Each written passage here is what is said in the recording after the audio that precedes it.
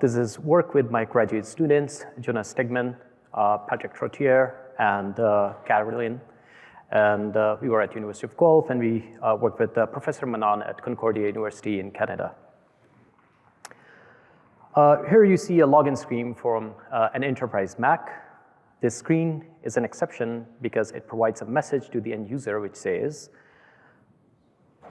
the use of this system may be monitored in accordance with applicable law. Most security software operate quietly in the background and do not provide such a warning. Despite this warning, some key questions are not really answered. What is being monitored, how long it will be stored for, and who will have access to it? And these concerns are valid because companies that build this software are writing blogs which say things such as, work may be watching, but it might not be as bad as you think. Essentially, they're admitting that it's not really great. So let's look at what enterprise security software is. So enterprise security software, or ESS, provides endpoint security by collecting and transmitting data on users' behavior or activity. ESS provides this functionality by enforcing organizational security policy through tools that are either single sign-on solutions, personal firewalls, VPN clients, or complete endpoint monitoring solutions. These software may also provide controls to users to temporarily disable them, and these software are also installed on users' devices, or bring your own devices as they're called. Now, the problem is that users use these enterprise devices for their personal use as well. This was shown by a survey by Malwarebytes, where they showed that majority of users use their work device for personal use. Now, while personal use of work devices may be against the organization's security policy, the end users have the right to know what is collected from their device so that they can make meaningful choices when they're browsing the web or looking at their social media feed. Most of the existing work has focused on productivity measuring software. We probably know them as bossware. But data collection for security has remained largely uncontested, and there are exceptions for data collection for security purposes in GDPR in the EU or ECPA in the US. There is a whole body of work on privacy indicators for browsers, webcams, or smartphones, but there is no exploration in context of enterprise security software. So we're the first ever study to investigate privacy aspects of the software from employees' perspective, and this was done using an online survey with 258 respondents and an interview with 22 participants. For the survey, we recruited through Reddit, Kijiji, which is like the Craigslist of the US and Canada, LinkedIn and Facebook. A large proportion of our respondents are highly educated and IT-focused respondents. Having more educated participants helps us identify privacy issues that may not be noticed by less educated ones. But at the same time, the less IT-focused group may have misconceptions around privacy and ESS. So there are some limitations to our work that we list in the paper. These participants were paid $5 for their participation. In total, our respondents reported using 585 unique user to enterprise software interactions, and 25% of them were for bring your own devices. They reported using over 32 types of 32 enterprise security software. So first, we wanted to measure the user's understanding of data collection perspectives. So for each reported ESS usage of the 585, we asked participants if they learned about 3 informational sources, namely what the software does, the feature it provides, and data sources it uses. And the sources of these information could be the software itself, the employer, or them by self-exploration. And the results are shown here in a table which has 3 parts. The top one talks about what it does, then feature it provides, and finally data sources it uses for different types of informational sources. The important thing to note is that for at least 25% of reported usages, respondents were not informed by one of the 3 sources.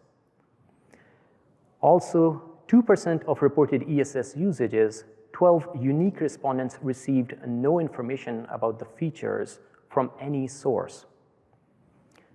The good news is for the remaining questions, they were informed by at least one or more sources. We also asked users about their privacy concerns when using enterprise security software, and this information was collected on a 5-point Likert scale, ranging from not concerned to extremely concerned.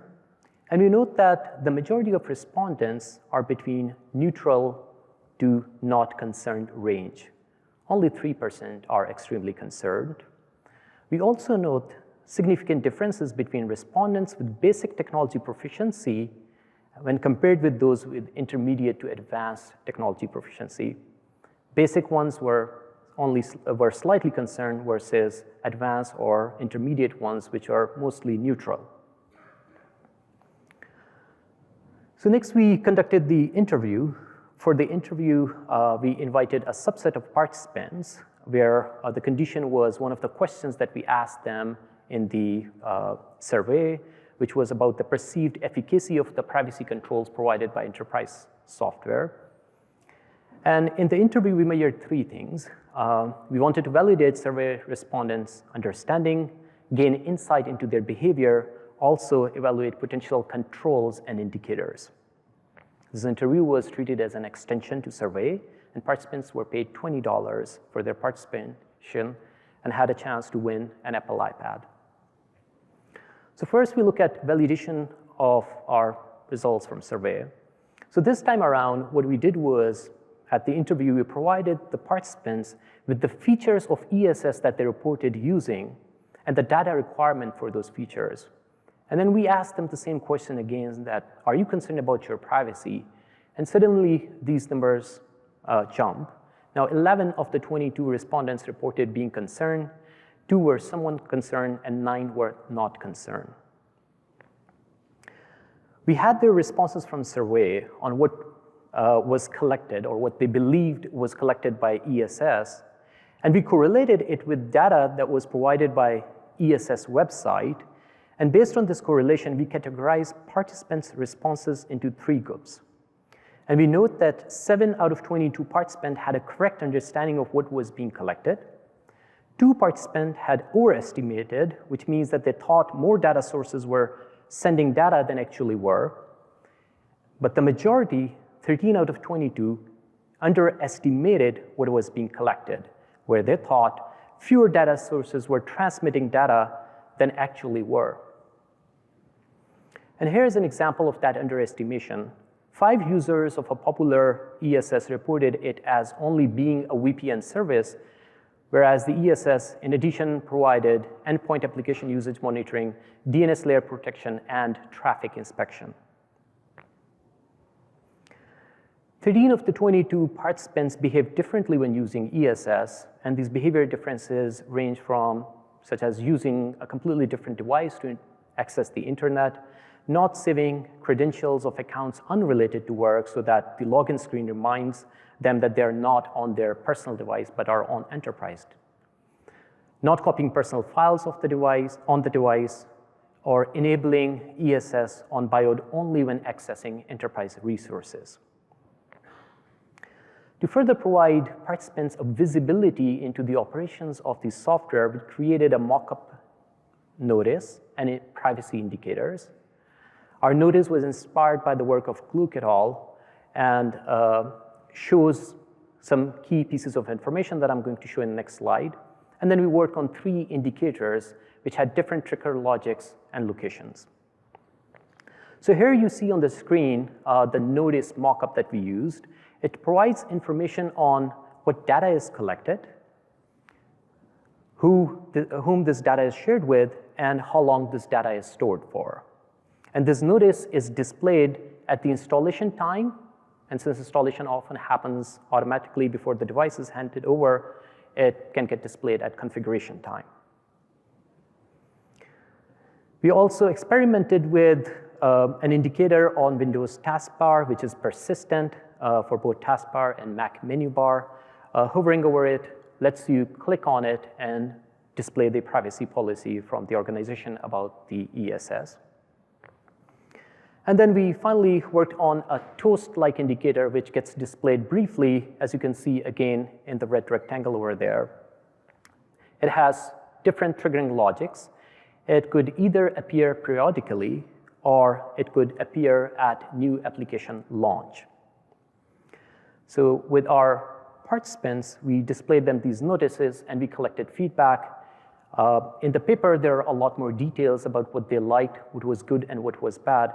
But at a high level, we found out that the privacy notice, the only notice that I showed in the beginning, was deemed mostly effective by all participants. Whereas app launch indicator was the most effective indicator. Every time someone starts a new app, they like to be reminded that they're on the enterprise device. In the paper, there are a lot more details. Unfortunately, we didn't have time to go over it, but we talk about collection, knowledge, and comfort of individuals, the participants for individual data sources for ESS, such as how concerned are you if it's collecting your location or personal files and so on and so forth. We also discuss user satisfaction with the controls that ESS have already provided to them, the ones that they've been using. Also, we reflect on some sources of misconceptions, why they felt that ESS was collecting less data. There is a whole section about trust of ESS and employer, where we discuss how often employees were completely unaware about what device was collecting unless they received a warning about certificates being self-signed and how they were surprised. And finally, we talk about suggestions on how to improve privacy in enterprise security software. Thank you so much. Thank you.